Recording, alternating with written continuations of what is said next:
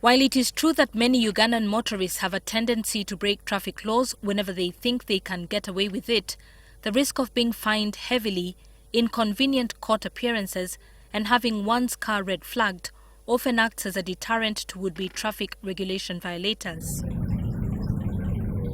For the Boda Boda operators, there seems to be less fear of any such repercussions, and they tend to have a reputation for having little regard for traffic regulations. However, when the Boda Boda operators get caught, they more often than not find that they have to pay a bribe to a traffic police officer. Their motorcycles also often get impounded, and they find that they have to pay to get them back. Though there are official channels through which the Boda Boda operators can settle any issues arising from an alleged or genuine traffic offence, many of the riders are not aware of these channels, and they find themselves at the mercy of the law enforcement officers. The spokesperson for Kampala Metropolitan Police, Patrick Onyango, lays out what needs to be done once one has been found in breach of traffic offences. But you see, motorcycles are many. You cannot trace them. So at least for the vehicle, we can trace. So for the motorcycle, we decided that yes, you have committed an offence, first park and after parking, then you pay. After paying, you go with your motorcycle.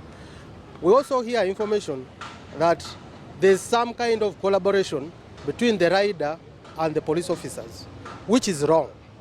Because you, who gives a bribe to a police officer, you have also committed an offense.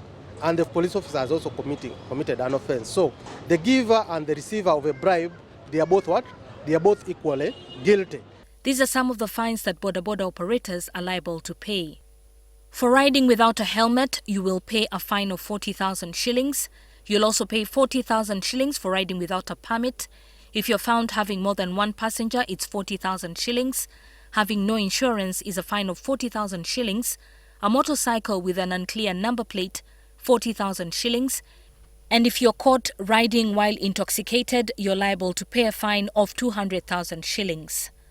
However, not many Boda Boda operators are aware of these fines.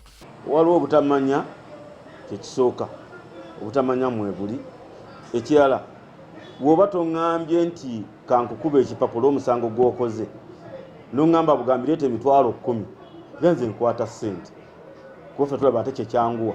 The Century Boda Boda Association chairperson says the practice of traffic officers taking bribes only serves to make Boda Boda riders disregard traffic rules even more. Polisi yeweeyambisanga Boda Boda ey'okufunamu ensimbi ekireetedde ddala obuzibu ennyo mu mulimu gwaffe kyebulaba obumenyi bw'amateeka bungi. However, some of the Boda Boda riders explain why they choose to pay bribes instead of following the proper channels.